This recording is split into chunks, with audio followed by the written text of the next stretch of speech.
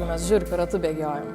Jisai turi savyje nuostabią provokacijos, nežinau, duotybę, kur kiekvieną kartą neįmanoma suprognozuoti, aš jau tikrai ne pirmą kartą, švelniai tariant, ne pirmą kartą jį žaidžiu ir kiekvieną kartą gauni kokią nors tokią pamoką, apie kurią tikrai, kaip apie prioritetą, iki šiol nebuvau pagalvojus.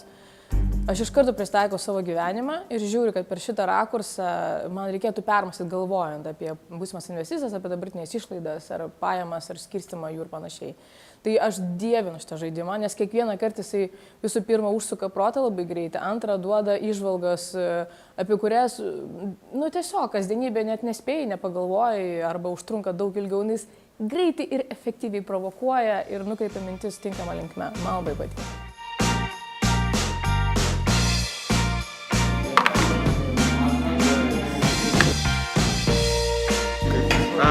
Okay. Aš pasiimsiu. Pažiūrėsiu.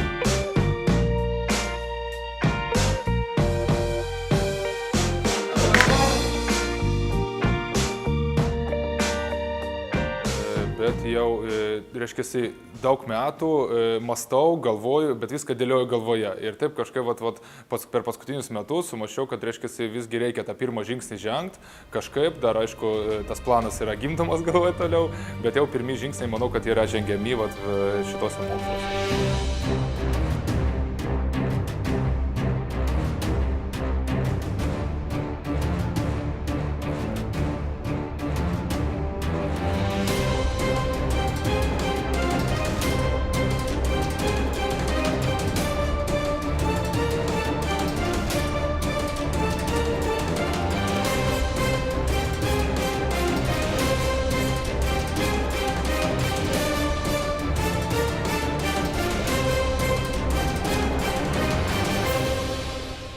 Mes praradom begalę laiko, praradom 12 metų, visas santaupas, visus pinigus, ką buvom užsidirbę, o reikėjo gyventi, reikėjo vaikus išlaikyti, reikėjo ir save taip pat išlaikyti.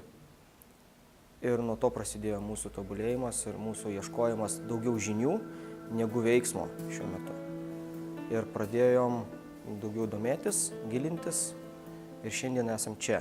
Čia tikrai labai gerai susizipina esminė informacija ir aš prieš metus net neįsivaizdavau, kad man gali patikti dalykai, apie kuriuos aš dabar mąstau.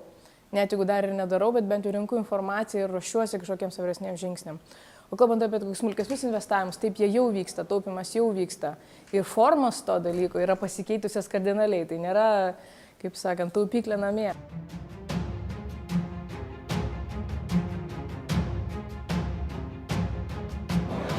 Jeigu žmonės, pavyzdžiui, šiuo metu uždirba didžiąją dalį savo pinigų aktyvių darbų, samdomam darbe arba netgi nuosavam versle, bet norėtų daugiau sužinoti apie veiksmus ir netgi imtis tų veiksmų, kurie yra skirti pasyvių pajamų kūrimui, tai yra tos vadinamosios finansinės laisvės siekimui, tai tiem žmonėms šitie mokymai yra tinkami. Yes, Starfish Academy is actually a community of like-minded people who want to take charge of their own lives, and we are basically sharing real-life experiences that has helped us personally, and if we learn this together, then we can actually help each other very well. What we are doing here is we are actually opening up their mind to a world of possibilities, and we are showing them things a little bit out of their daily box, and if they open up their minds and we teach them also the practical steps how they can implement in their own lives, then things start to change, and this is what we can do in different countries in different ways.